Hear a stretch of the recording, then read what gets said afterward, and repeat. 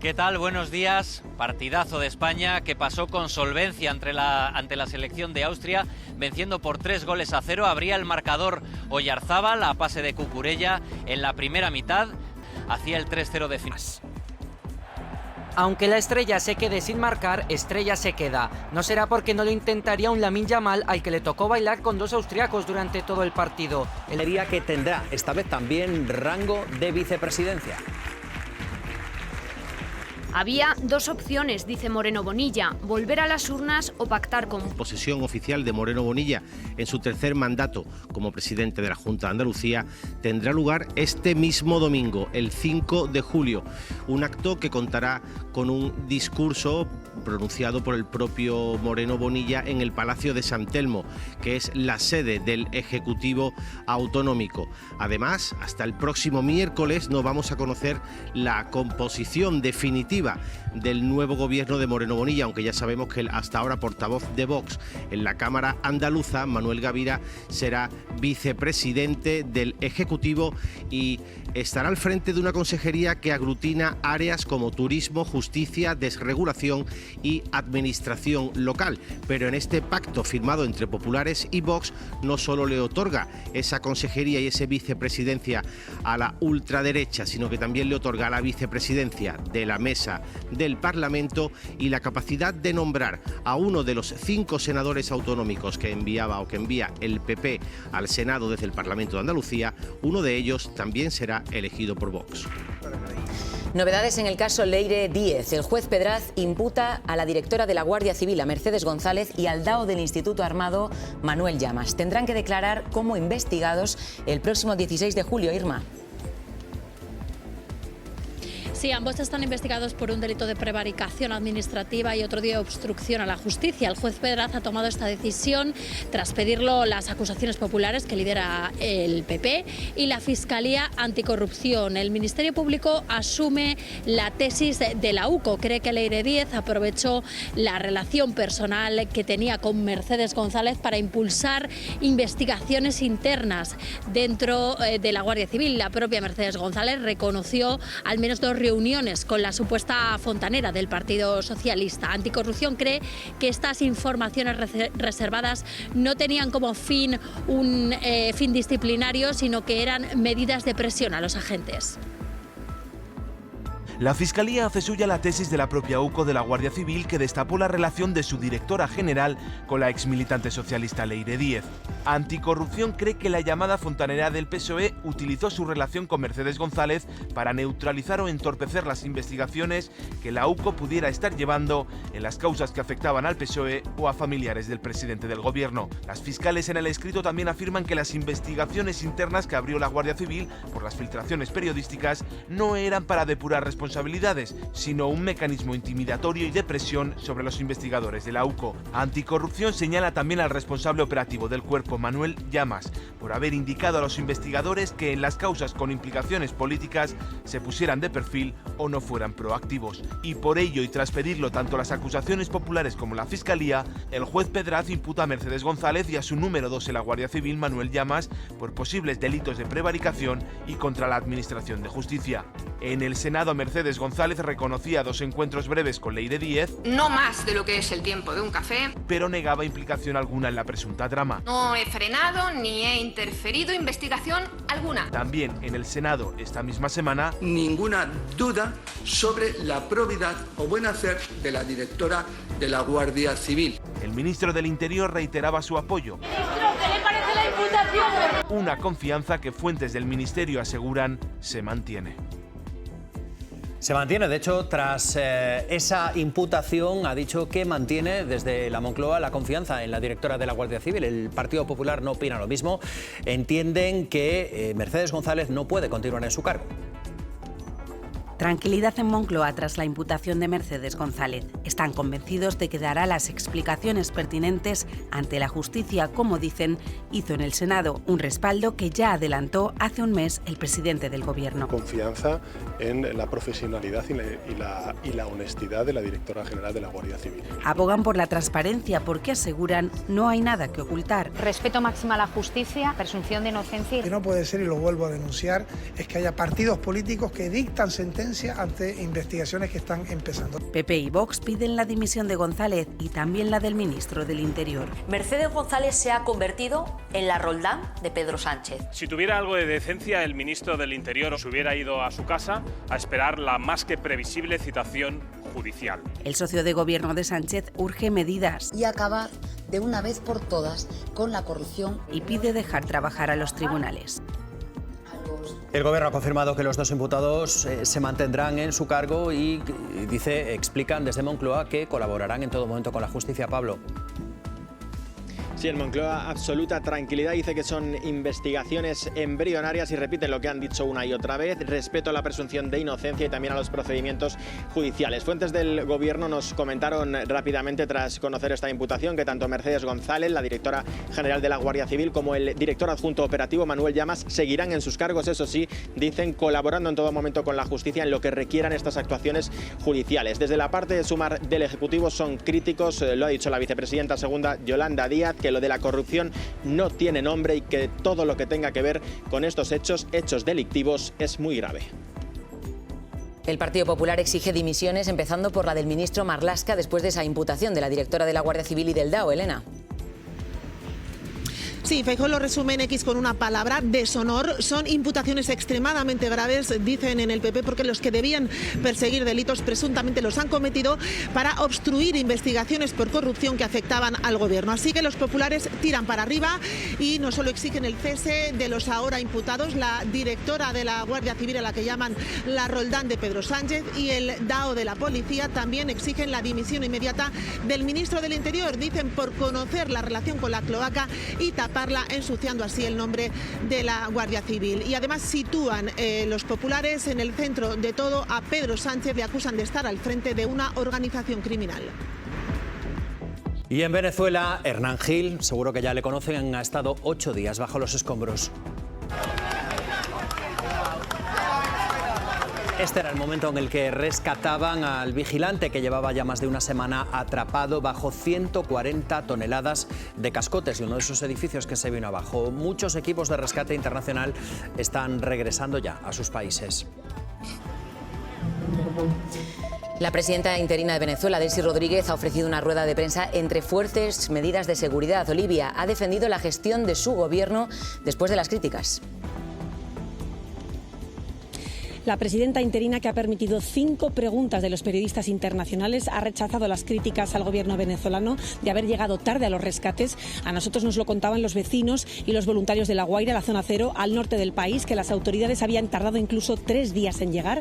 Pero Delcy Rodríguez asegura que su gobierno actuó de inmediato, que hicieron todo lo que estaba en su mano y que lo seguirán haciendo. Y ha negado la creación de fosas comunes ante críticas de familiares sin noticias de sus muertos, y ha dicho que todos los cuerpos serán debidamente identificados. Ha sido ella la encargada de dar el último balance oficial, que según otras organizaciones es mucho mayor. Según el gobierno venezolano, hay ya casi 2.600 fallecidos. Bueno, ocurrido este sismo, yo quiero decir que inmediatamente se activó el Estado venezolano en su conjunto. Se desplegó inmediatamente el sistema de protección civil, el sistema de emergencia pública. Nosotros no esperamos un día, 2 días, 3 días, inmediatamente se activó. El 80% de los edificios que colapsaron son de desarrollos privados. Un nuevo grupo de españoles ha llegado a nuestro país desde Venezuela. Son 92 compatriotas que residen en ese país caribeño y que pidieron ser repatriados después de ese doble terremoto. El lunes aterrizó en Torrejón de Ardoz, en la Comunidad de Madrid, otro avión militar con 76 personas a bordo. Bueno, nos da mucha tranquilidad. Ya sentimos algo de paz, aunque tenemos muchos amigos, familiares allá todavía atrapados. La UME con su equipo buscando entre entre todo lo que quedó en los corales, llegaron hasta donde estábamos nosotros y nos sacaron. Gracias a Dios, pues, que uno está vivo, porque tantas personas que perdieron todo. La Guardia Civil... Queda menos para San Fermines y Pamplona se está preparando ya para sus encierros.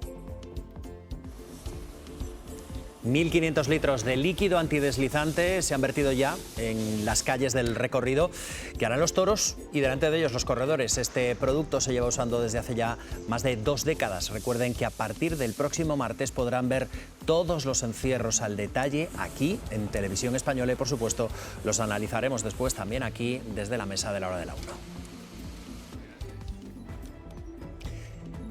Es muy bueno un día de estas características donde podemos empezar la tertulia hablando de buenas noticias. Por supuesto. Por supuesto. Para analizar la victoria de España hoy en 16avos, se sientan con nosotros a la mesa eso y toda la actualidad del día. Isabel Morillo, muy buenos días. Muy buenos días. Jesús Maraña, ¿cómo estás? Dani García, buenos días. De este lado, Sergio Sauca, ¿qué tal? ¿Qué tal? Muy buenas. Ana Cabanillas, ¿qué tal estás? ¿Qué tal? Buenos días. Pablo Iglesias, buenos días. Buenos días. Bueno, España ganó, goleó y convenció. Estamos en octavos de final y el siguiente peldaño se llama Portugal.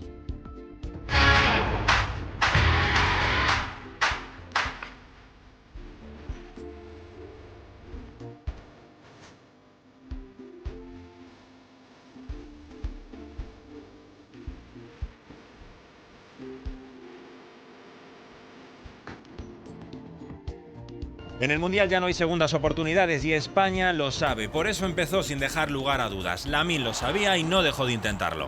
De esos primeros 20 minutos, de haber movido la pelota, de haber llevado al ala, generar un cansancio en el rival donde luego se han generado espacios para poder buscar mejor a los hombres libres. Por valorado del encuentro, insistió en esa misma idea. Descansar y a pensar en el siguiente partido. Que será contra Portugal, en octavos, el lunes.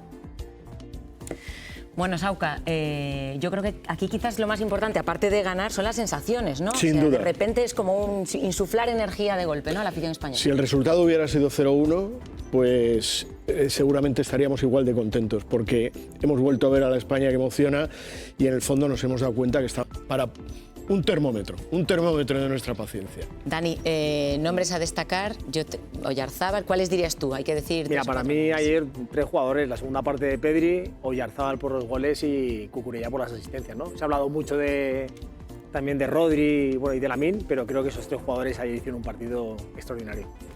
Bueno, hemos visto en ese vídeo que acabamos de enseñarles algunas de las jugadas más destacadas y los goles de España, pero además de eso hubo otras jugadas, nos las va a contar Andrés Lebrijo, relevantes para poder entender cómo fue ese partido de España. Andrés. Sí, sobre todo con 3 claves, con la intensidad, con las formaciones de jugadas en la banda izquierda y con Lamine Yamal, porque Lamine Yamal fue una constante durante todo el partido, lo pudieron y la jugada acaba en nada. Hemos podido ver incluso cómo Pedri sigue acompañando la jugada, pero Lamine Yamal en todo momento tiene la mirada puesta en la portería. Tanto es así, Lamine Yamal fue uno de los grandes protagonistas del partido e incluso Alex Aida fue elegido incluso el mejor jugador del partido. Bueno, Sergio, Lamine MVP, lo que pasa que, claro, yo me quedo un poco, digo, Oyarzábal y el dúo Oyarzábal-Cucurella, que es una maravilla, no sé. Bueno, el tema de Lamine, concretamente ayer, yo creo que tiene más que ver con que en este Mundial el tema del show es muy importante y estamos viendo cómo las grandes estrellas aparecen en los edificios de... Vamos con nuestro compañero Andrés Lebrijo, porque en el lado izquierdo vimos muy bien a Baena, a Pedri y a Cucurella, ¿no? Sí.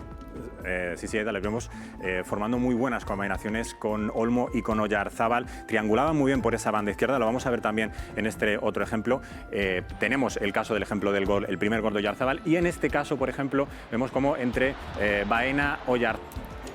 Sergio, la importancia del lado izquierdo, ¿no?, del campo. Sí, porque digamos que si comparamos el equipo con el de la Eurocopa, prácticamente es el mismo, pero efectivamente nos falta uno de los 2 cohetes que teníamos. Teníamos un cohete por la derecha que era Lamine y teníamos eso perjudicaría. ¿Cómo viste tú a Baena, Dani? Bien, muy bien. Es otro perfil distinto al que tenemos con Nico, por ejemplo, con Jeremy. No es de tanto desborde, pero es de más de juego asociativo hacia adentro y eso permite que Cucurella muchas veces coja ese carril izquierdo, ¿no? Ahí me recordaba mucho esa sociedad que veíamos durante tantos años con Jordi Alba y Leo Messi, ¿no? en 2 acciones en los 2 goles de Oyarzábal que tienen los mismos protagonistas, llegando Cucurella, levantando cabeza y en el segundo pase sobre todo. Dani, hemos visto una España diferente a lo que habíamos visto en la fase de grupos. Sí, mucho mejor. Es cierto que, fíjate, tenemos a el que fue hace 2 años Balón de Oro, que es Rodri, y a los 2 jugadores tan importantes y tan decisivos en la selección, no estando a su mejor nivel, ciudad que todos queríamos. Sauca, ¿tú crees entonces que España todavía está pendiente de enseñarnos su mejor cara? O sea, estamos al 70, al 80 y todavía podemos llegar al 100. Hombre, ojalá, ojalá. Pero yo creo que con lo que vimos ayer ya es suficiente. ¿Ya podemos ganar el Mundial? Bueno, vamos a ver, vamos. A ver, mínimo arriba. Por lo menos con lo que vimos ayer, España puede competir ya con cualquier equipo. Lo que habíamos visto en los 3 primeros partidos a mí me ofrecía muchas dudas, sobre todo porque no reconocíamos a esta España alegre, esta España que es capaz de combinar la posesión con hacer daño, con crear peligro. Pero jugando como ayer, no sé si vamos a ganar el Mundial porque es muy difícil, hay gente muy buena también, pero ya podemos competir. Sí, ya podemos competir pues, con cualquiera, con Francia. Este aficionados, se pueden imaginar, vieron juntos el partido de España anoche, ambientazo en muchísimas ciudades españolas, nada comparado con lo que queda por venir.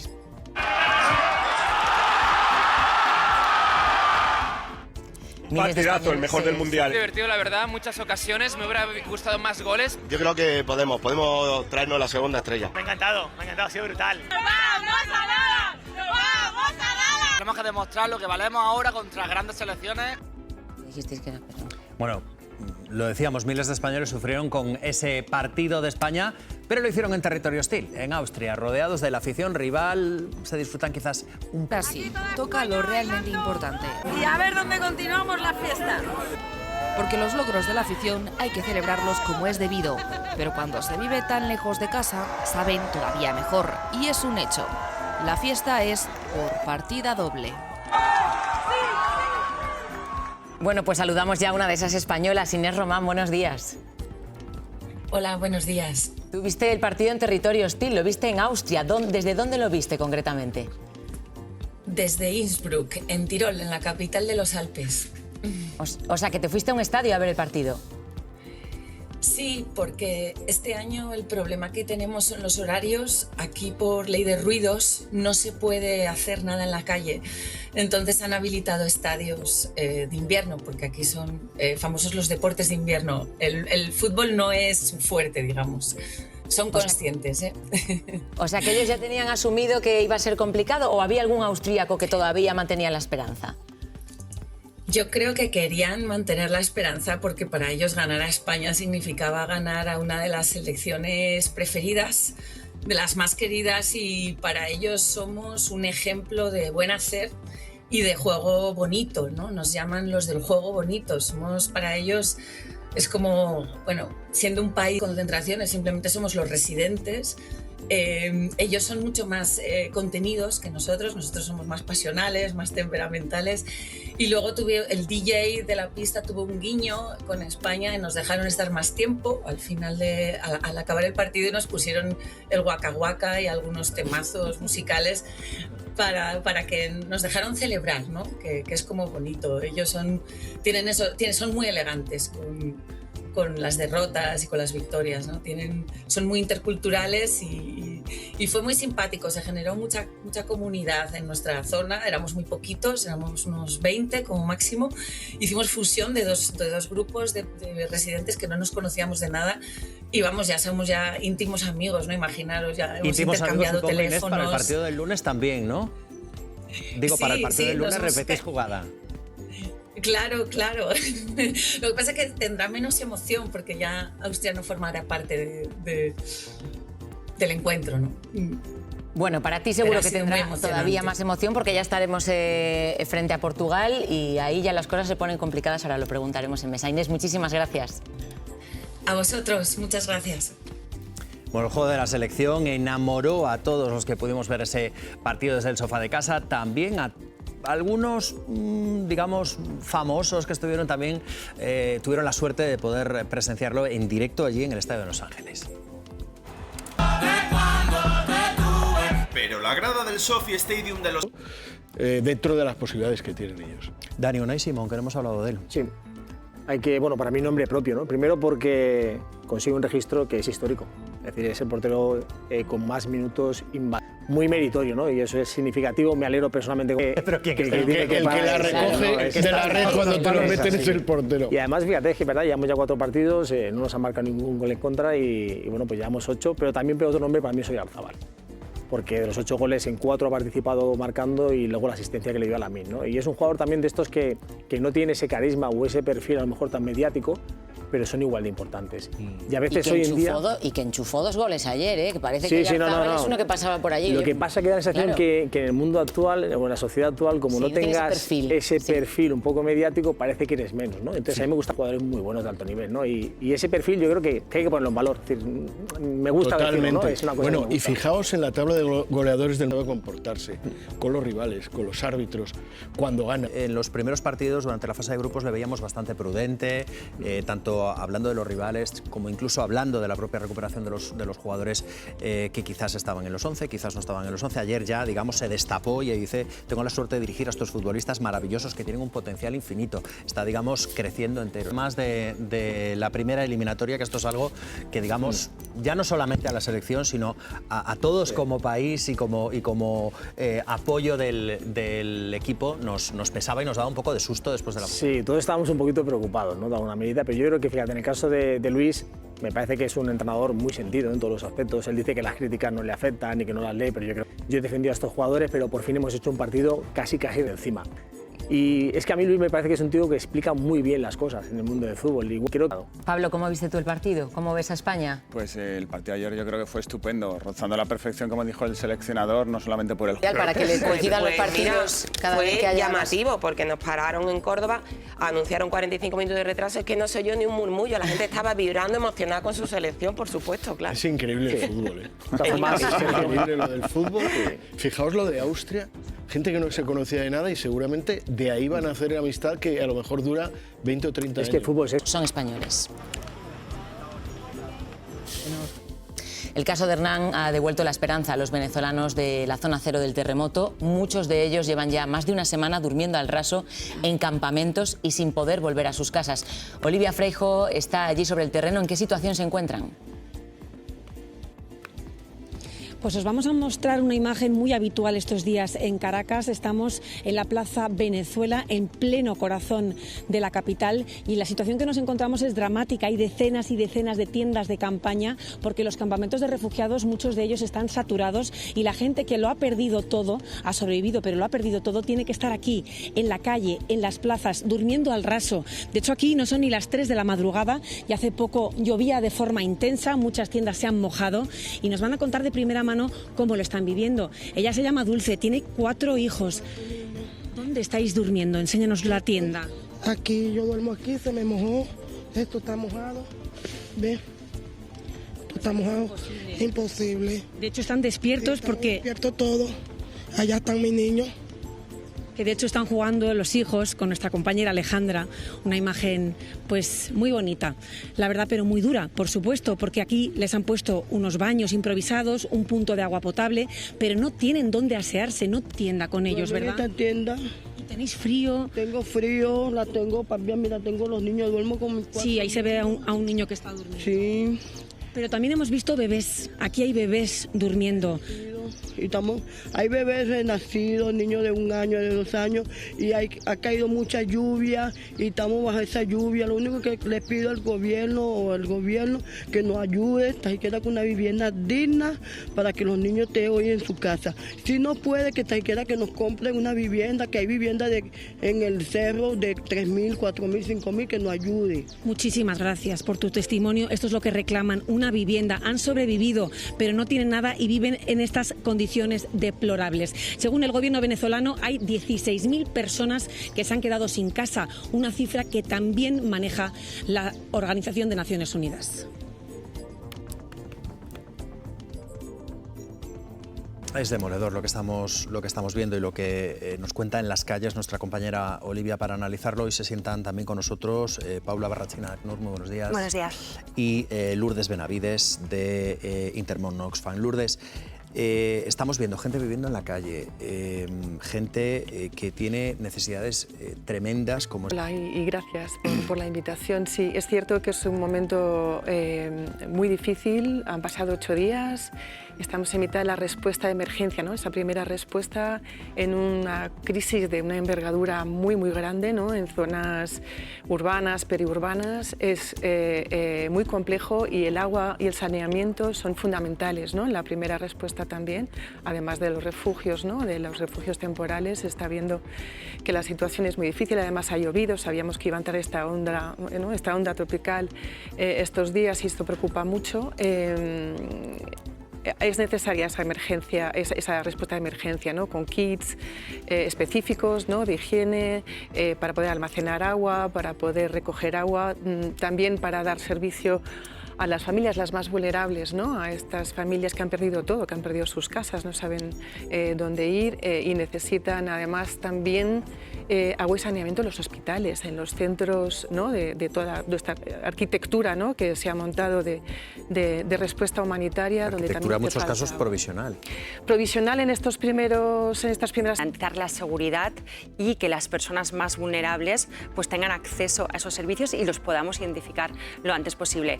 Un ejemplo muy básico es, pues estamos entregando lo más esencial, utensilios de cocina, kits de higiene y lámparas solares, por ejemplo. ¿Por qué es tan importante una lámpara solar? Porque da un punto de luz allí donde hay oscuridad. Entonces, al final, eso mitiga todos los posibles riesgos pues, de abusos, de situaciones de violencia que se pueden dar, ya sea callejera o de algún otro tipo, situaciones de... Necesidades humanitarias de casi 8 millones de personas, ¿no? Con necesidades humanitarias antes del terremoto. Por tanto, ese sistema, esa arquitectura, esa coordinación súper importante a la hora de canalizar también toda la solidaridad, de canalizar todos los esfuerzos de las diferentes organizaciones para ser más eficientes, para tener más impacto, para poder responder lo antes posible a todas las necesidades, ¿no? Que se levantan en esta crisis tan amplia, ¿no? Tan grande, eso está en marcha. Claro, al final es verdad que no es fácil llegar a todos los puntos de necesidad al mismo tiempo y también hay que pensar que en estas crisis, en este tipo de terremotos, como hemos vivido ya anteriormente, la logística, las carreteras, el acceso físico, ¿no? A las localidades, el aeropuerto cerrado, por ejemplo, ¿no? a la aviación civil. Tenemos todas unas condiciones muy complejas, ¿no? Para poder acceder a todas las localidades, para poder responder, poder evaluar bien los daños. Es verdad que no se puede llegar a todos los sitios tan rápido como quisiéramos, pero es importante, yo creo, sobre todo defender que esta acción humanitaria se lleve a cabo en base a los principios humanitarios, ¿no? De independencia, imparcialidad, de neutralidad y que todas las organizaciones que estamos ya ahí evaluando las necesidades y respuestas. Consejería con rango de vicepresidencia para los de Abascal. Había dos opciones, dice Moreno Bonilla, volver a las urnas o pactar con Vox. Nos faltaban 2 escaños y la dinámica parlamentaria te lleva o a un bloque o a una repetición electoral. Por tanto, por responsabilidad y por responsabilidad hacia mi tierra, hacia Andalucía, hacia los andaluces, no podía parar. Tenía que poner en marcha la legislatura. Entre los 150 puntos que recoge el acuerdo está la prioridad nacional. La prioridad nacional es arraigo. El arraigo que ya viene incorporado en nuestra propia administración. Y que se reforzará en algunos casos, como en el acceso a la vivienda protegida, el alquiler social y las ayudas públicas. El pacto también incluye deducciones fiscales y rechazo frontal a las políticas del Gobierno de España en medio ambiente y migración. Entre ellas, la llegada de más menores extranjeros no acompañados. Es un acuerdo en el que sobre todo van a ganar los andaluces. Vox consigue además una consejería con rango de vicepresidencia. Desde luego nosotros van a encontrar usted un socio leal. El acuerdo llegaba media hora antes del pleno, algo que ha indignado a la izquierda. Esto es un pacto de vergüencilla. Si no lo explicas es porque al señor Moreno Bonilla le da vergüenza. Se acabó Moreno Bonilla el moderado. Es el cuarto gobierno autonómico del Partido Popular con Vox. Manuel Gavira que Juanma Moreno. Bueno, sí, en principio la negociación partió con la idea de que Vox no iba a entrar en responsabilidades de gobierno y finalmente pues ha conseguido una consejería con 3 carteras, que son turismo, justicia, 3 carteras principales, turismo, justicia y desregulación. También es verdad que Vox había empezado pidiendo 3 grandes consejerías, entre ellas agricultura, y que Juanma Moreno alegaba que solo necesitaba 2 diputados para poder gobernar en solitario y que por lo tanto tenían que llegar a un acuerdo programático sin reparto de responsabilidades de gobierno. Yo creo que ha habido una cesión por ambas partes y desde luego quien más foco gana, por supuesto que es Vox, porque veníamos de un gobierno con mayoría absoluta de Juanma Moreno que ya tenía mucho foco. ¿En qué ha cedido Vox? ¿Crees? ¿Te refieres a pasar de la petición de 3 consejerías a una? ¿Esa es la cesión que ha hecho Vox? Porque el resto de cuestiones que exigía Juanma Moreno, parece que Juanma Moreno ha tenido que aceptarlas para conseguir seguir siendo el presidente de la Junta. Exacto. Es para un vicepresidente, ¿no? Es una consejería con amplias competencias, efectivamente, con rango de vicepresidencia, con un presupuesto que estará en torno a los 1.200 millones de euros, con cuestiones claves como el turismo. Es cierto que agricultura, y lo hablábamos ayer, lo que ha conseguido preservar Moreno, y la agricultura tiene un peso muy importante en el PIB andaluz, todo lo que supone la agroindustria. Ya sabemos que los sectores, tanto la patronal como los sindicatos agrarios, no querían que entrara Vox, eso se ha conseguido, pero en el resto se ha claudicado, claro que se ha claudicado, y se han hecho cesiones muy importantes. Ayer, cuando tuvimos oportunidad de preguntarle tanto a Moreno como a Gavira, casi todo lo respondió Moreno y Gavira estaba allí un poco de convidado de piedra, que le hizo esa broma. Le decía a Moreno, bueno, habla tú. Le hizo esa broma que antes me comentaba Pablo, que le había hecho mucha gracia, de has aprendido pronto, ¿no? Ha aprendido rápido eso. Y bueno, las preguntas a Moreno pues fueron evidentes, ¿no? Usted hablaba... Explicaciones las voy a dar yo, y que por tanto la erosión de explicar este acuerdo me la quedo yo, y él aparece como el triunfante porque entra en el gobierno, pero el que tiene que visibilizar que ha rectificado de alguna manera es Juanma Moreno, porque se pasó toda la campaña, bueno, toda la campaña y toda la precampaña, desde el minuto 0 en el que convocó y anunció la convocatoria electoral, dijo que quería una mayoría no absoluta, sino suficiente, precisamente para evitar esto. No tuvo esa mayoría absoluta, tuvo una mayoría más que suficiente para poder gobernar solo, pero la dificultad de llegar a acuerdos le ha hecho tragarse el sapo de tener que pactar con Vox y meter a Vox dentro del gobierno. A mí una de las cosas que me sorprende precisamente es ese empeño de Vox en entrar en todos los gobiernos autonómicos, en todas las comunidades donde se han celebrado elecciones, mientras se decía al mismo tiempo que no se querían sillones. No se querían sillones dentro de los gobiernos, pero es que sillones también en el Senado, porque uno de los acuerdos precisamente es conseguir esa plaza de senador por designación autonómico. Al final estos son sillones, ¿no? Y es importante además ese sillón, Lluís Orriols, buenos días, porque hablamos de un sillón con las competencias de justicia, de regulación, administración local y turismo, que son 4 cosas que a priori parece que no tienen demasiado que ver. En cierto modo es una macroconsejería que aglutina competencias que en otras comunidades autónomas donde Vox ha conseguido un asiento están separadas. Sí, bueno, tenemos el precedente en el caso de Andalucía de un tipo de distribución similar, ¿no? en la coalición anterior, cuando Juanma Moreno no tenía mayoría absoluta. Pero en todo caso, si entramos en el plano, digamos, de reparto de poder en el seno del Consejo de Gobierno, ahí sí que hay novedades con respecto a lo que hemos visto en anteriores comunidades autónomas. Si bien en Extremadura y en Aragón se cumplió a rajatabla ese principio, esa regla general, esa casi ley que encontramos en términos comparados de que se reparten el gobierno en función de lo que aporta cada uno en términos de escaños y por lo tanto un reparto proporcional. En el caso de Andalucía se desvía mucho de eso. En términos de proporcionalidad, Vox tendría que haberse quedado con 3 consejerías, que es las que pedía originalmente en virtud de esta ley no escrita, pero de esta regularidad empírica, y al final ha acabado siendo una. Es decir, que en términos, digamos, de ocupar poder dentro del Consejo de Gobierno, ahí creo que ha sido exitoso el Partido Popular y Juanma Moreno en reducirlo a solo una consejería. Es verdad que necesitaba mucho menos escaños para llegar a esa mayoría absoluta, esa coalición mínima ganadora de solo necesitar muy pocos escaños ayuda, ¿no? Ayuda al poder de negociación de Juanma Moreno, pero no quiero decir que dentro de lo que miramos en términos comparados, así como Vox fue muy hábil en conseguir proporcionalidad en los otros consejos de gobierno de las comunidades autónomas que le precedieron, en esta sí que se ha quedado marcadamente corta. De 3 solo consigue una. En cuanto al contenido, la prioridad nacional, Moreno desde el minuto 1 se ha ocupado de insistir en que es toda una cuestión de arraigo. Por lo que se ha firmado en el acuerdo, comparándolo con los acuerdos que hemos visto previamente antes en otras 3 comunidades autónomas, ¿crees que hay algún tipo de matiz en cómo se va a aplicar en Andalucía esa prioridad nacional después de la cantidad de veces que habíamos visto a Juanma Moreno negando que ese fuese un principio lógico para aplicar en política?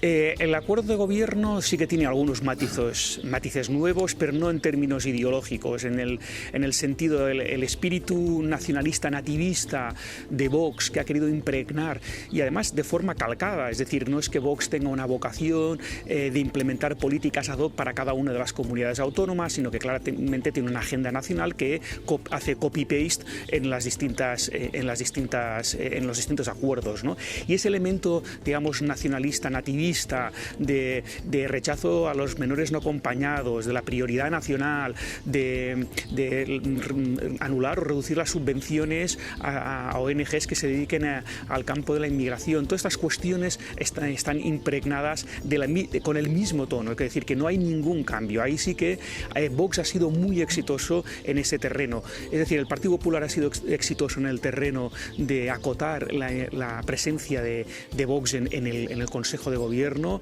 pero no ha sido exitoso en cómo si la ideología de Vox impregne en el acuerdo de gobierno. Luego sí que hay algunos matices, es decir, que es un acuerdo de gobierno, yo te diría, más profesional, mejor hecho que en las anteriores ocasiones. Se explicita una comisión de seguimiento, hay más mimo, digamos, porque este acuerdo se cumpla, no simplemente sea un acuerdo de propuestas genéricas, ¿no? Y además también hay un apunte de ir juntos en las votaciones en el Parlamento, ¿no? Compromiso de unidad de acción en el Parlamento. Esto puede ayudar mucho a Juanma Moreno en la estabilidad del gobierno. Bueno, de entrada veremos cómo se aplica, pero lo que tenemos ahora es el pacto de PP y Vox escrito y Maraña, estábamos diciéndolo, llama la atención porque al final, claro, decíamos, no han querido adaptarlo a cada comunidad. Claro, bueno, es que Vox no está a favor de las comunidades autónomas, entonces ya partiendo de ahí está en contra del Estado autonómico. Cuando habla de los niños, es que este texto habla de los niños de esta manera, de los niños extranjeros no acompañados, de los menores extranjeros no acompañados. La Junta de Andalucía se opondrá por todos los medios legales, jurídicos y políticos a cualquier mecanismo de reparto de inmigrantes ilegales, tanto mayores como menores. No participará en ningún caso en reformas normativas ni en acuerdos presupuestarios destinados a facilitar, financiar o consolidar su entrada, acogida o permanencia en Andalucía, más allá de la, por supuesto, prioridad nacional que hemos hablado millones de veces. Es decir, ya no disimulan, es lo que decía Lluís, digamos esa solidaridad, ya ahora mismo van sin caretas y además han conseguido que Juanma Moreno firme esto. Pero en ese sentido además es coherente con los pactos que han firmado en las otras 3 comunidades, es decir, Vox ha conseguido no solo el discurso y el mensaje que tiene y que el PP ha comprado, por decirlo así, ¿no?, sino que además consigue las competencias y el presupuesto para aplicarlo. E incluso la condición de que lo que haya que cambiar en la legalidad, que se cambie para que se cumpla lo que significa esto de la prioridad nacional, que efectivamente Moreno Bonilla estuvo calificando de ilegal, de inconstitucional, de un eslogan vacío, dijo muchas cosas. Bueno, pues todo eso se lo ha tenido que comer. Yo diría que el ciclo electoral que inició en diciembre Feijóo le ha salido redondo a Abascal. Es decir, ha conseguido todos los objetivos que se planteó, incluso el tema de estar dentro de los gobiernos, lo explicitó hace meses y dijo que esto había cambiado, es decir, la estrategia de no estar, ya dijo que iban a estar en todos los gobiernos. Y yo me atrevo a decir, porque creo que está ya evidenciado y está asumido, yo creo, desde el PP, si gana, si dan los números, el vicepresidente del gobierno español será Abascal, pero no cabe la menor duda después de todos los pactos firmados, ¿no? Esta es la conclusión, digamos, en lo político y también en el contenido de estos pactos. No solo es el discurso, que ya de por sí tiene los efectos y tiene las consecuencias que iremos viendo y que ya vemos. Es que desde el punto de vista de competencias, legalidades y consecuencias directas de esto, están en el pacto. dentro de ese capítulo de inmigración, y pongo solo un ejemplo, es que cuando impone, como lo ha hecho en los otros pactos de autonomías, supresión total de subvenciones a ONGs que favorezcan, dicen ellos, la inmigración ilegal, que es convertir a cualquier ONG que está cuidando de los migrantes y facilitando la integración en cómplices de las mafias. Esto es muy serio, es muy grave, porque además afecta a la política nacional de inmigración. Es decir, nos afecta a todos, estemos en Andalucía, en Extremadura o en cualquier otra parte, porque afecta a la convivencia en términos de Estado. Moreno, mientras, perdón, Pablo. Yo aprecio una pequeña diferencia entre este pacto que se ha suscrito en Andalucía y los que hay en otras comunidades. El espíritu, la letra, el sentimiento que lanza es muy claro. En ese sentido yo creo que ahí gana Vox por goleada.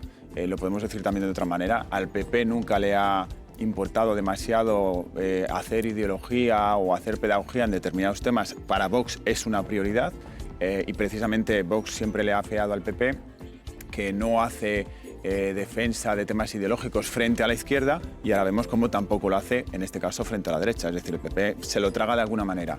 Pero hay una diferencia importante, que es la que creo que marca el matiz en Andalucía, y es el hecho de las competencias que asume Vox. En otras comunidades autónomas hemos visto no solamente cómo el espíritu y la letra estaban plasmados en el papel, sino que luego cuando Vox asumía consejerías, pedía consejerías específicas donde esto se traducía. Porque una cosa es el papel y otra cosa es luego ejecutar las políticas. Pero con un matiz, y aquí en Andalucía, sin embargo, las competencias no tienen nada que ver. A mí me ha sorprendido porque es cierto que no solamente reduce a una consejería muy grande, una vicepresidencia, una superpresidencia, por decirlo así, hay que reconocerlo así. De hecho, le lo dijo ayer Juanma Moreno. Él lo equiparó a la vicepresidencia que tenía Juan Marín de Ciudadanos, claro, en una legislatura que no tiene nada que ver. Es y precisamente ese elemento es el otro que a mí me llamó ayer la atención, no en la rueda de prensa, sino cuando termina el acto y cuando Manuel Gavira le promete lealtad a Juanma Moreno. Dice, voy a ser un socio leal. A mí me cuesta creerlo, porque una cosa es decirlo el primer día cuando firmas el acuerdo, pero Vox no ha sido un socio leal en otras comunidades autónomas en legislaturas anteriores. Hay que ver si ahora, en estos nuevos gobiernos, esa lealtad se produce, porque recordemos que queda un año para las elecciones generales y al final esto es un experimento. Y el cómo tú gestiones estas comunidades es clave, para bien o para mal, respecto a las perspectivas generales, y eso que decía Jesús, que tienes toda la razón, de una perspectiva de pacto nacional entre PP y Vox. Si esto funciona mal en las comunidades, directamente te torpedea la campaña electoral, y esa lealtad que tengan los dos partidos creo que es clave. Hay mucho margen. Veremos lo que ocurre en el futuro, pero la realidad es que Juan Manuel Moreno ya está en el club de los que no querían pactar con Vox, ni tampoco aceptar su prioridad nacional, y que terminaron pactando dándoles vicepresidencias y firmando la prioridad nacional. Andalucía ha repetido la peripecia punto por punto que antes, lo estábamos comentando, vivieron Guardiola en Extremadura, Azcón en Aragón y Mañueco con Castilla y León. En política lo mejor es no hablar, y Moreno ha hablado mucho sobre pactar con Vox. Pues evidentemente que nos metemos en un lío. Un sí a la prioridad nacional. La prioridad nacional es un eslogan un poquito hueco. No diga lo que va a decir. Gobernar es muy complejo, necesita experiencia, necesita trayectoria, necesita muchas cosas que Vox no lo tiene. Sí, pues prioridad nacional y vicepresidencia, un completo. No, habla tú, Manolo. Estás aquí echando el muerto. A ver, no sabe nada, ha aprendido rápido. Miembro de pleno derecho de la cofradía de los que ya pasaron por el aro, aunque no hablarán tanto. ¿Va a poder esquivar el término prioridad nacional en el... Hablaremos de ese proyecto cuando se concrete. Y luego ni se notó que los metió en el gobierno, la prioridad nacional, todo. Vamos a suprimir aquellas cargas y tasas autonómicas derivadas del Pacto Verde. Azcón tampoco habló a destiempo y así no se le ve la prioridad nacional, ni lamentó, y encima prometió. No privará a ninguna persona de atención sanitaria y social básica. Se evitará su muerte, aplaudió el PP, los de Vox no, pero bueno, Guardiola lo pasó mal por tanto hablar. Primero dijo: yo no puedo dejar entrar en gobierno a aquellos que niegan la violencia machista. Luego que tampoco era para tomárselo tan en serio. Mi palabra no es tan importante como el futuro de los extremeños. Y por fin... he alcanzado un acuerdo con Vox Y lo digo con naturalidad. Tampoco mencionó la prioridad nacional. La prioridad nacional está muy clara, es que no hace falta mencionarla. Lo que está en el texto es que lo que se tiene que valorar es el arraigo. El Partido Popular no ha hablado de prioridad nacional hasta que no ha venido Vox a hablar de esto. Entonces ahora no van a definir ellos lo que es o no es. 1 de cada 4 españoles vive ya en zona prioridad nacional y subiendo. 2027 llegará muy pronto y la prioridad nacional llegará también. A Madrid, dicen, y al final al Palacio de la Moncloa. Tirando de hemeroteca maraña, hemos escuchado algunas de esas declaraciones de Moreno hace pocos meses cuando otros varones tenían que firmar estos acuerdos y él decía que era un eslogan recurrente, simplemente esa prioridad nacional, un eslogan hueco, que los migrantes eran muy necesarios en Andalucía, que Andalucía no tenía competencias migratorias y que, en cualquier caso, para él la prioridad era la prioridad andaluza. Esto fue una de las cosas que él repitió de manera recurrente durante su campaña. Este acuerdo yo creo que dinamita o acaba con la llamada vía andaluza del PP, con la llamada vía moderada, etcétera. Por lo menos de momento. La política sabemos que va a una velocidad y produce cambios constantemente. Exmoderado le llamaban ayer. Pero claro, pero tiene toda la lógica, porque cuando uno tiene que contradecirse en cosas que no son baladíes, que son importantes y que se firman, insisto, yo creo que esto va más allá de un eslogan o de un discurso, no, es que está complementado, como en los otros 3 pactos, con detalles concretos que son importantes. En esa macroconsejería o en esa vicepresidencia, yo creo que no es baladí que esté la desregulación, porque la desregulación es una práctica que afecta a todas las demás consejerías también. Si se desregula, es todo lo contrario de lo que es la apuesta por, bueno, pues por lo público, por la inversión desde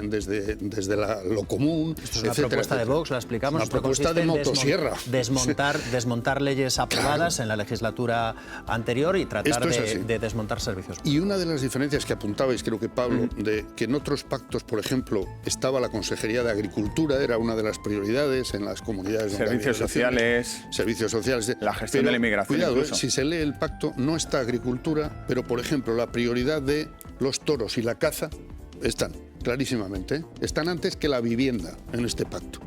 Y esto es así, y eso también es una imposición y una exigencia de Vox. Sí, pero lo que yo quería decir es que una cosa son las prioridades que tú pones en un pacto de gobierno y otra cosa es lo que tú vas a ejecutar. ¿Y quién lo va a tener que ejecutar? Lo que digo es que esas competencias quedan en los consejeros del Partido Popular, no en Vox. Ninguna de esas competencias sensibles, por decir así, queda en esta vicepresidencia Vox. Mientras que en otras comunidades autónomas sí que ellos han exigido, quiero agricultura, quiero gestiones de medio ambiente, quiero políticas sociales. Ha pasado también en otros gobiernos autonómicos que han compartido.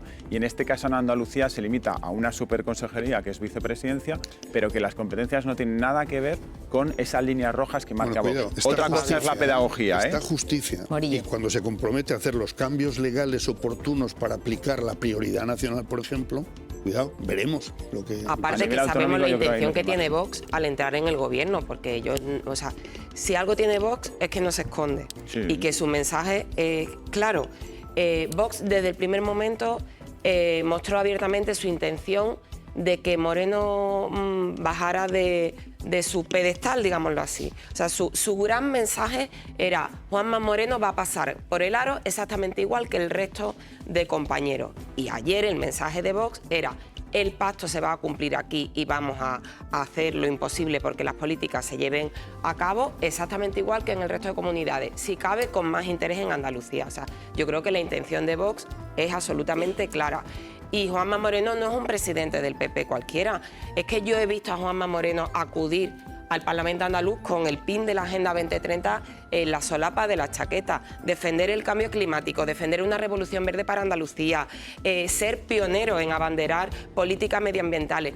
Y Vox se reía de él con mucha dureza y durante la última legislatura en la que el PP tuvo mayoría absoluta saltaban chispas porque él representaba o Moreno quería representar todo lo que a Vox le da grima, dicho por el señor Gavira públicamente cada vez que podía. O sea, va a ser una convivencia tensa. Ayer cuando decía el PP, es una consejería con mucho nombre, muy rimbombante, pero no van a gestionar nada. Veremos a ver, porque están dentro del gobierno, sentados en la foto al lado. En cada foto que vamos a ver de Juanma Moreno se va a procurar Vox va a procurar que esté el señor Gavira. Esto es lo mismo que con Ciudadanos, y fíjate que bien acabó con Ciudadanos. Ciudadanos acabó masivamente afiliado al PP. El señor Marín, desde el primer momento, era el compadre de Juanma Moreno. Si es que eso lo he visto yo, no me lo tiene que contar. ¿Cómo me vas a decir que Gavira va a tener la misma actitud? O sea, esto que traslada el PP me parece muy bien, porque ellos tienen que vender su relato. El control del relato ahora mismo, que me parece que esto es una cosa muy de metapolítica, pero que es importante, lo tiene Vox en Andalucía y se lo van a hacer pasar mal. No y encima el PP lo sabe. En otras partes también. Solo en Andalucía. Bueno, pues todo esto, por supuesto, tiene una lectura nacional, alivio en Génova después de esta investidura de Juanma Moreno. Elena, en Génova celebran el acuerdo, ¿no?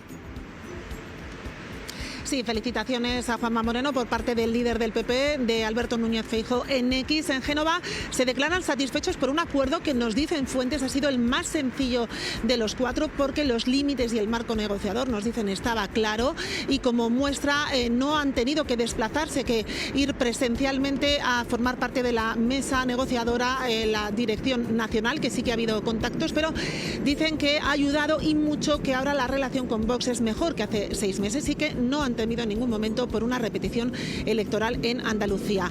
Y hacen balance los populares. Esther Muñoz en X destaca que de los 4 comicios se han saltado con 4 gobiernos del PP, mientras que el PSOE ha destrozado su suelo electoral, y destacan que ahora se sienten más preparados y más fuertes para enfrentarse al sanchismo en las urnas, a por la Moncloa. Escribe la portavoz parlamentaria en X. Aseguran fuentes que el miedo a Vox está amortizado, que ahora el mayor miedo es a Pedro Sánchez, aunque en Radio Nacional el vicesecretario Jaime de los Santos reconocía cierta incomodidad ante algunos postulados de los de Abascal. Sí, me siento incómodo cuando escucho algunas afirmaciones del partido Vox, tan incómodo como cuando escucho otras afirmaciones mucho más peligrosas de otros partidos como pueden ser Podemos, Sumar o el PSOE. Desde el Gobierno lamentan estos nuevos lazos entre el Partido Popular y la ultraderecha. Lo decíamos, desde la izquierda le llaman el exmoderado ya a Juanma Moreno. Pablo. Sí, aquí en la Moncloa creen que con el anuncio de la coalición se pone fin a lo que han calificado como un teatrillo. Dicen que Feijóo vuelve a ponerse en manos de la ultraderecha, vuelve a depender aún más de Vox, y que deja claro la debilidad del Partido Popular, que no tiene problema en hacer lo contrario de lo que dice. Y en este punto recuerdan lo que comentabais en la mesa, las declaraciones de Juanma Moreno hace menos de 2 meses, en las que decía que un gobierno con Vox era un gobierno imposible. Nada más lejos de la realidad, ha quedado demostrado en las últimas horas. Así que la que será la jefa de la oposición, la socialista María Jesús Montero, también ha recordado en este punto que la ultraderecha no entraba en un gobierno de Andalucía desde el franquismo, así que ha calificado esta coalición como el pacto de la vergüenza. Lluís Orriols, yo quería preguntarte, en el año 23 vimos cómo justo cuando íbamos de camino a las generales, las comunidades autónomas estaban cerrando pactos con Vox y se estaban cerrando políticas con Vox. ¿Tú crees que de alguna forma esa consecuencia que vimos en aquel momento puede volver a beneficiar al Partido Socialista y perjudicar al PP? Porque hay que tener en cuenta que estamos a menos de un año de unas generales y ahora van a empezar a aplicarse estas políticas. Pues probablemente. Yo creo que es uno de los grandes activos que tiene el Partido Socialista, es precisamente esto, ¿no? Que la configuración de una política de bloques donde el Partido Popular está en otra orilla con Vox como socio, genera un efecto de polarización grande que eleva mucho los costes de salida. Normalmente cuando un votante ve que un gobierno puede estar deteriorado por escándalos de corrupción o porque no tiene presupuestos de mayoría parlamentaria, porque no ha tenido acción de gobierno, podría castigarle, podría quedarse en casa, podría incluso votar a otra formación política, pero cuando ves que el adversario político es un adversario que está a las antípodas ideológicas, que incluso se percibe como peligroso en términos de mantenimiento del sistema, que muchos de la izquierda así lo cree, eso claro, mantiene las filas cerradas y eleva los costes de salida. Por tanto, yo diría que sí, que es una buena noticia para el Partido Socialista en estos términos, en términos puramente electorales, ¿no? En el caso del Partido Popular, también, bueno, decíais, el Partido Popular siente alivio. Bueno, es verdad que el Partido Popular puede sentir alivio a corto plazo. Si miramos cómo es este acuerdo sin poner el nombre de Vox y PP, simplemente hablando de un partido A y partido B, el acuerdo es muy bueno para el Partido Popular. Es decir, tiene las cotas de poder que ha cedido, el espacio programático que ha cedido, no es tanto, forma parte de la normalidad en la cultura del pacto. El problema es el contenido. El contenido es el que pone en compromiso al Partido Popular, quizás no a corto plazo, porque bueno, hay un alivio de que el tema está solucionado, pero sí que en un proceso de mutación ideológica como la que estamos viendo al Partido Popular, que tiene que empezar o ya está empezando a tomar esa decisión de qué partido conservador va a ser, que lo han tomado muchos otros partidos en nuestro alrededor, ¿no? De qué tipo de relación van a tener con el discurso de la extrema derecha, si van a confrontarla, van a inocularla. Todo esto sí que es importante, y el hecho de que vayan aceptando, aunque sea en aras de la gobernabilidad, en aras de poder ellos gobernar, vayan aceptando discursos de Vox, eso sí que tiene derivadas importantes para la propia naturaleza de qué va a ser Vox en un futuro. El hecho de que Juanma Moreno no haya conseguido expulsarlos del gobierno o delimitar la cuestión de prioridad nacional, pues bueno, claro, rompe, como se decía en la mesa hace un rato, pues limita un poco la vía más de partido conservador clásico, ¿no? Y da más alas a aquellos que puedan impulsar un partido popular pues más afín a la extrema derecha. No, lo que dice Luis yo creo que tiene todo el sentido, porque además el PSOE está separándose o diferenciándose incluso de políticas de la Unión Europea que están cediendo en ese terreno a lo que es un eje discursivo y programático de la ultraderecha en toda Europa, ¿no? Que son las políticas anti-inmigración. Y yo creo que eso se está viendo ya por parte del PP en asuntos calientes como la regularización de inmigrantes, que estaba a favor y se ha vuelto en contra, o la llamada ley de nietos, ¿no? Que también estaba a favor en su día y hasta Feijóo lo estuvo proclamando por países de Latinoamérica, y ahora se pronuncia en contra sin explicar muy bien los motivos, o si es que están ya en la fase de seleccionar quién es español y quién no, por otros criterios, ¿no? A mí me parece que esto tiene consecuencias muy serias, ¿no? Porque comprar y asumir lo de la prioridad nacional es asumir el discurso fundamental de Vox, o el que ejerce más el populismo para captar votos en un electorado de todo el abanico de la derecha. O dicho de otra manera, durante un tiempo yo creo que Feijóo la estrategia era un poco de lo que se llama atrápalo todo, ¿no? Es decir, competir por el centro y competir de alguna manera por la derecha, a su derecha. Yo creo que los resultados de este ciclo electoral, que no olvidemos que el objetivo además explícito era ampliar la diferencia con Vox y tener más autonomía respecto a Vox, la conclusión es exactamente la contraria. Y por supuesto que esto significa que Feijóo asume que si llega a la Moncloa lo hará del brazo de Abascal y con el discurso más bien de la ultraderecha. De ahí viene, Pablo, ese discurso en el que ayer, por ejemplo, escuchábamos en esa misma comparecencia a Feijóo hablar de entre 7 y 8 millones de ciudadanos, que esto es una suma, bueno, que tiene muchos exagerada. Es una suma hecha un poco así, grosso modo.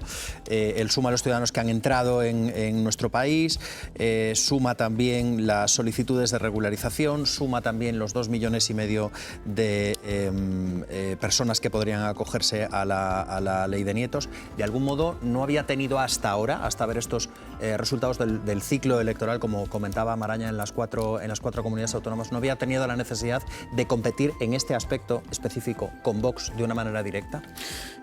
Bueno, ellos pensaban que no tenían esa necesidad. De hecho, ese discurso no lo habíamos visto, y a mí es una de las cosas que me sorprende, porque se está modulando el discurso, enfocándolo hacia esos temas como si ahí tuviesen un mecanismo para frenar a Vox por un lado o para ganar votos de la derecha por otro lado, sin saber si al mismo tiempo te estás destapando por el centro y estás perdiendo votos en la suma del conjunto. Esa es la estrategia que deciden ellos. Respecto a las cifras que marcaba Feijóo ayer, son claramente exageradas. No se puede hablar de 7, 8 millones de personas que han llegado a este país o que van a llegar a este país país entre los últimos años y los que van a venir por delante. En España, son directamente falsas. En el año 2020 España creo que no llegaba a los 48 millones de ciudadanos, con lo cual ahora que oficialmente no hemos llegado a los 50, pero sí que estamos por delante de los 50 y el INE lo va a consolidar y lo va a anunciar en los próximos meses, hemos tenido un incremento de unos 2 millones y medio de ciudadanos desde el año 2020. Pero Feijóo hablaba de entre 7 y 8 millones. Por eso, a eso voy. Entonces, la realidad de hasta ahora son 2 millones y medio, según la realidad hasta este momento. El proceso de regularización,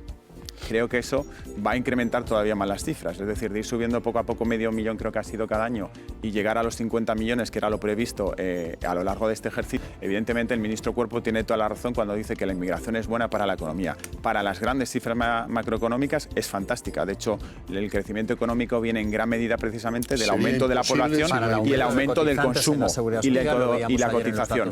Pero hay un fenómeno que tiene que ver con la microeconomía, que ese aumento desbocado rápido de la inmigración es contraproducente, y es, por ejemplo, en el tema de la vivienda. La vivienda, principal prioridad de los españoles, con un rápido crecimiento de la población, que ni siquiera tenemos vivienda para acoger a la gente que ya está aquí. Si la población sigue aumentando, va a haber más problemas con la vivienda y, por tanto, mayor incremento de precio de la vivienda. Claro, pero yo planteo una cosa, porque estamos aquí hablando de cuánto se incrementa la población, Pablo, pero hay una cosa, quiero decir, lo que no puede ser es que nos valgan las personas migrantes para poner cafés o para cuidar a nuestro abuelo y que luego no puedan ir al médico, no puedan acceder a una vivienda o no puedan llevar a sus niños al colegio, Morillo. Claro, yo no creo que el problema...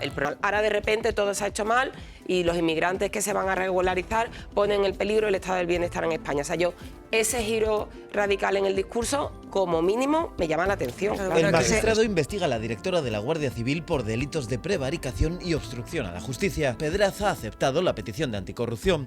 La Fiscalía cree que pudo existir un mecanismo de presión sobre los agentes de la Unidad Central Operativa de la Guardia Civil. Creen que Mercedes González, a petición de Leire Díez, podría haber ayudado a entorpecer o neutralizar las investigaciones de la UCO contra el PSOE o los familiares del presidente del gobierno. Para llegar a esta conclusión, las fiscales se basan en la relación personal que dicen la exmilitante socialista vendría manteniendo con la directora de la Guardia Civil. En los audios recogidos dentro del sumario del caso se escucha a la supuesta fontanera presumir de su relación con González. Mi siguiente conversación va a ser con la directora de la Guardia Civil. No, yo con eso no quiero. La mía, es de mi confianza.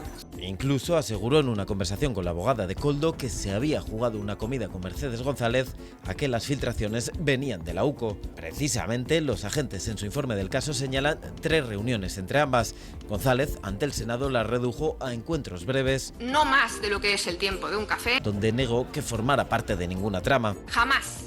Nunca. Aunque sí admitió que en uno de ellos le pidió rehabilitar a un guardia civil implicado en el caso Koldo. Jamás volví a verla. El ministro defendió a la directora, primero negando cualquier encuentro y luego matizando. No ha tenido ninguna reunión con ninguna persona, la que ha indicado, Leire o cualquier otra, en términos de ningún tipo. Cuando digo de ningún tipo relacionado con la trama. Hace solo 2 días. Ninguna duda sobre la probidad o buen hacer de la directora. Marlaska volvió a respaldarla. Bueno, para seguir analizando este y el resto de los temas de la actualidad se han sentado a la mesa Ricardo Martín, muy buenos días. Muy buenos días. Y también José Antonio Vera. ¿Qué tal? Buenos días. Buenos días. Bueno, tanto la directora de la Guardia Civil como el DAO tendrán que declarar como investigados Irma Frigenti el próximo 16 de julio. Sí, el juez Pedraz les ha citado porque les investiga por un delito de prevaricación administrativa y otro de obstrucción a la justicia. Lo habían pedido primero las acusaciones populares lideradas por el Partido Popular, que pedían también la imputación del anterior director general de la Guardia Civil, Leonardo Marcos, algo que finalmente el juez no ha aceptado, y lo había pedido también la Fiscalía Anticorrupción. En este caso, la Fiscalía Anticorrupción acoge de lleno la tesis acusatoria de la UCO. Cree que Leire Díez se valió de esa relación personal que tenía con Mercedes González para sembrar una duda sobre la actuación de este cuerpo de seguridad e impulsar esas informaciones reservadas, que la mayoría acabaron archivadas. Se basan en los mensajes que se recogen en esos informes de la UCO, mensajes con terceros en los que Leire Díez se refería a conversaciones con Mercedes González y unos encuentros que la propia Mercedes González ha admitido, al menos 2 de ellos. Lo que cree la UCO es que se valió esa relación para impulsar esas informaciones reservadas y que esas informaciones reservadas en realidad no tenían un fin, sancionador, sino que lo que eran instrumentos de presión sobre los agentes de la UCO. Por todo esto, el juez Pedraz les ha llamado a declarar para que aclaren cómo se produjeron esas reuniones. Al DAO de la Guardia Civil también le llama a declarar por haber dicho a los agentes de la UCO que se pusieran de perfil en las investigaciones políticas. Así lo corroboraron algunos de los que ya han declarado en la causa. Saludamos en este punto a la magistrada Victoria Rosell. Gracias por acompañarnos. Buenos días. Hola, muy buenos días. Magistrada, ¿cómo se puede comprobar que las reuniones con Leire Díez se convirtieron posteriormente en un delito? Buena pregunta. Yo creo que es muy difícil acreditar que alguien que está buscando, básicamente, de verdad que a mí lo de esta señora Leire me parece muy lamentable, pero creo que todos tenemos claro lo que es una kitchen, que son los comisarios, 7 comisarios en el banquillo, y desde el Estado de verdad obstruir las investigaciones judiciales. Donde hay delito, obstruimos y ocultamos pruebas, y donde no hay, nos lo podemos inventar y hacer atestados, y si no, crear noticias falsas contra el rival político. Y esta especie, con perdón, de imitación de tercera categoría, que es intentar imitar esto, no desde el Estado, sino desde fuera. Y en estas cosas todos sabemos, por lo menos quienes formamos parte, digamos, del Estado en este sentido y de las investigaciones criminales, que quien habla no sabe y quien sabe no habla. Puedes intentar acercarte a mucha gente, además es evidente que de distintos espectros ideológicos, y que unos la estaban grabando y otros tomándosela a chufla. Entonces, ¿dónde hay obstrucción? Ahora mismo la más grave de la democracia y desde dentro del Estado, en el banquillo de la Kitchen. ¿Qué puede ser esto de reuniones con la directora de la Guardia Civil, que acepta fuera de su despacho enterarse de lo que está buscando esta señora, y ese jefe de operativo del DAO que dice en las cuestiones políticas, si esto no vemos delito, nos ponemos de perfil y no somos proactivos? Yo creo sinceramente que se está un poco exacerbando por imitación o por refriega política, digamos, por intentar tirar los trastos y comparar y darle la vuelta al relato grave, gravísimo, tan criminal, y es que espero que acabe en sentencia condenatoria, pero lo veremos en los próximos días, de la Kitchen, comparándola de verdad con una actuación de tercera regional, de alguien que intenta reunirse y decir voy a ver si pero de verdad que para quien ha formado parte del Estado o forma parte de las investigaciones criminales es tan evidente esto, ¿no? Que quien habla no sabe, y quien sabe no habla ni hace estas reuniones, ni es este el modo de influir en las causas judiciales. Magistrada, si es verdad que la versión de Mercedes González se ha ido modificando a medida que se iban publicando pruebas de los encuentros, entiendo que eso no le ha favorecido.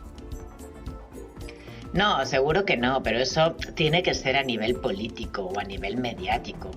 Por supuesto, si alguien dice, o el propio ministro se comprometió a decir, a mí no ha habido reuniones ahí dentro. Claro, ¿cómo compruebas tú las reuniones oficialmente? Por las entradas en los oficiales en el registro.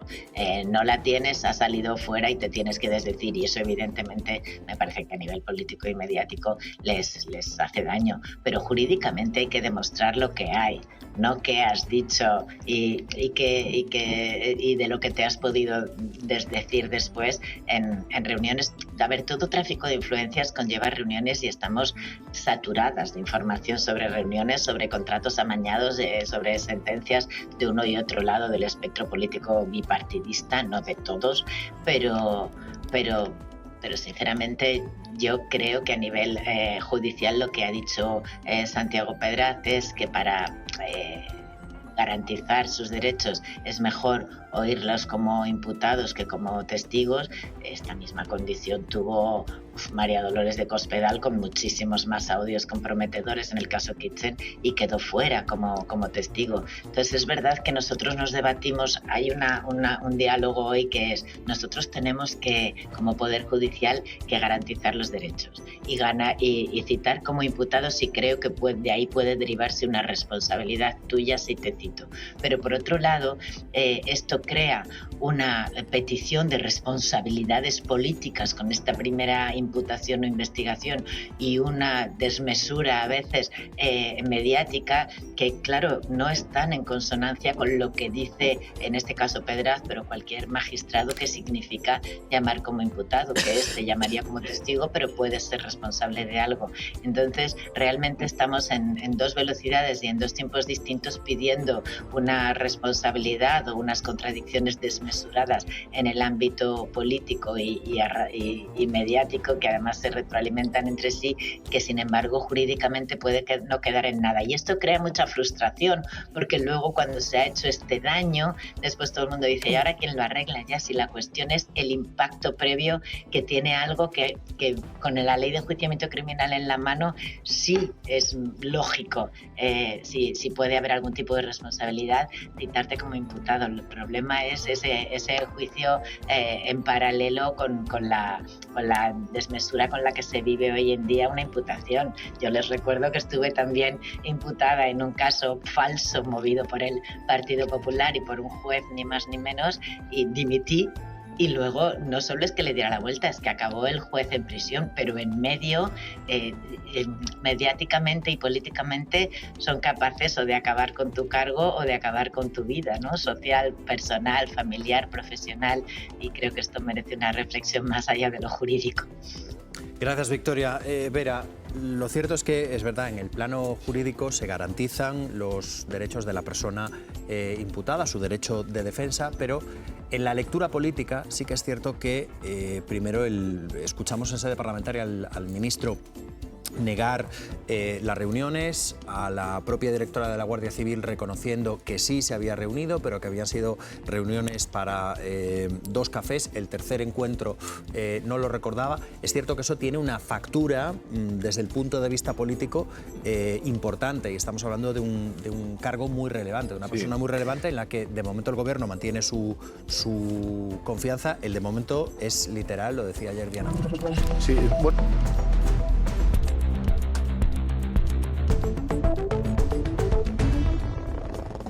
Francisco Javier Herrero Arribas, Javi Momboro Polvorín, Carrión de los Condes, web tienda online, Momboro Moda Capricho, momboromodacapricho.com, artículos personalizados Momboro Polvorín, momboromodacapricho.com. Inicio Momboro Modas tienda novedades. Visita mi web, también catálogo en WhatsApp, +34 664 828 044. Atención personalizada a cada cliente. Sin sistemas ni robots. Teléfono y WhatsApp +34 688 776 781. Contacta conmigo sin ningún compromiso. Estaré encantado de atenderte. Muchas gracias. Francisco Javier Herrero Arribas, Javi Momboro Polvorín, Carrión de los Condes. Online store, Momboro Moda Capricho, momboromodacapricho.com. Personalized items Momboro Polvorín, momboromodacapricho.com. Home Momboro Modas shop new arrivals. Visit my website. Catalog also available on WhatsApp. +34 6648 28044. Personalized attention for each customer. No automated systems or robots. Phone and WhatsApp +34 6887767781. Contact me with no obligation. I'd be happy to assist you. Thank you very much.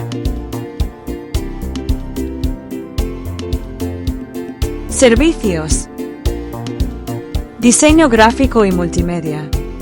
Creación y mantenimiento de páginas web. Diseño de moda exclusiva a capricho.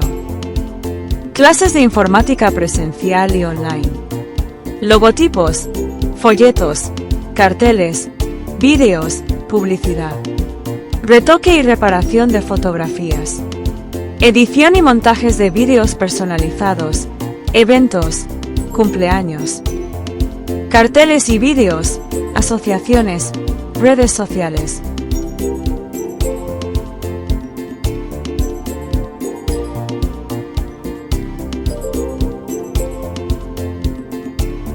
Solicita información sin compromiso.